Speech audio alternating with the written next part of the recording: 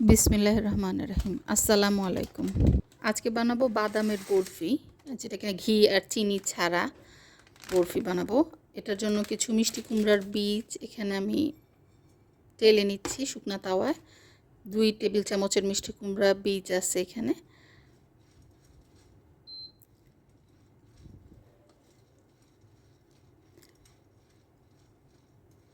এটা যখন ভালো মতো টালা হয়ে যাবে, পটপট করে আওয়াজ আসবে এটা থেকে, তখন এটাকে আমরা নামায় ঠান্ডা করে নিব।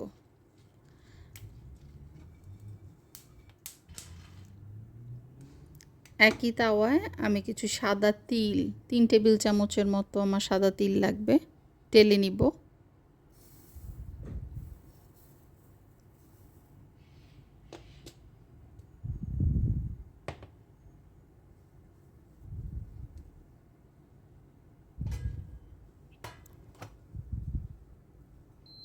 তিলগুলো সোনালি রং হয়ে আসলে তখন এটাকে আবার নামায় নিব।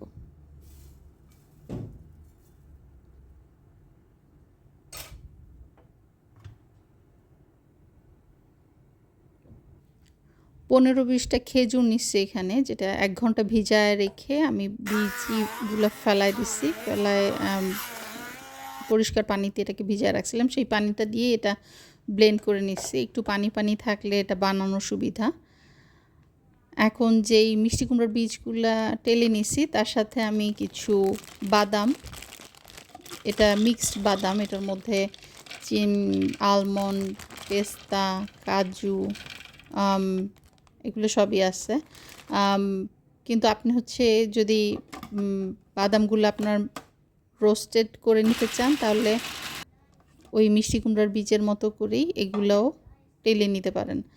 আমারগুলা রোস্টেড ছিল বাদামগুলো, সেজন্য আমি আর রোস্ট করি নাই আলাদা করে। রোস্টেড বাদামগুলো একসাথে গ্রাইন্ড করে নিছি মিষ্টি কুমড়ার বীজের সাথে। এখন যেই বেটে রাখা আমার খেজুরটা ছিল সেটাকে আমি আবার একটু শুকনা তাওয়াতেই আমি জাল করে নিব কিছুক্ষণ। এটা শুকায় একদম হালুয়ার মতো কনসিস্টেন্সি হয়ে যাবে।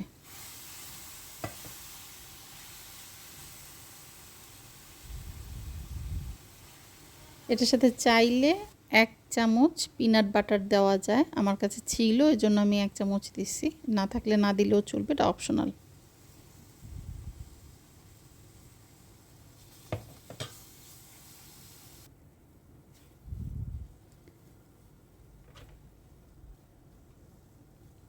পুরো মিশ্রণটা যখন শুকায় যাবে এবং ঘন হয়ে আসবে তখন এটার মধ্যে আমি গুঁড়া করা বাদামগুলা দিয়ে দিব।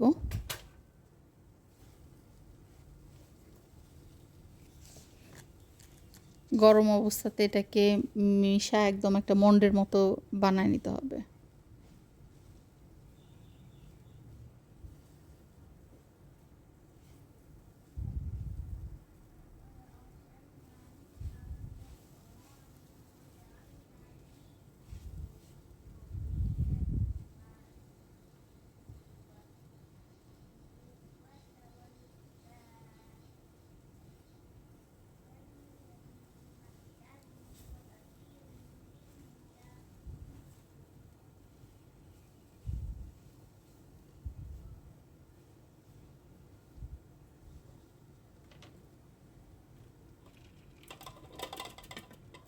আমি এখানে প্রায় 300 গ্রামের মতো বাদাম ব্যবহার করছি।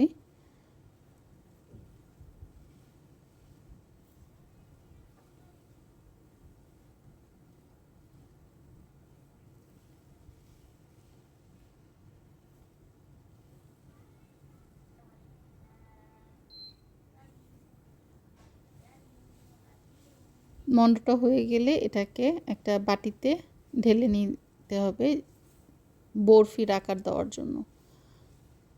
এটা বরফির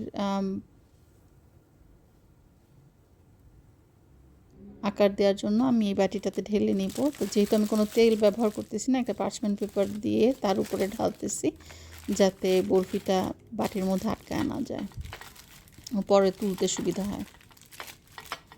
এটা ঠান্ডা হলে তারপরে কেটে নিতে হবে।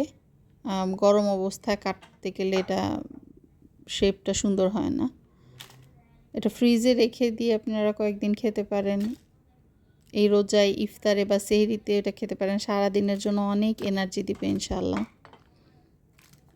রোজায় ভাজা পোড়া তেল না খেয়ে এই ধরনের একটা খাবার খেলে পেটও শান্তি পাবে, আপনার শরীরও ভালো থাকবে। আল্লাহ আপনাদেরকে সবাইকে ভালো রাখুক, সুস্থ রাখুক, রমজান বরকতময় করুক ইনশাআল্লাহ। আল্লাহ হাফিজ।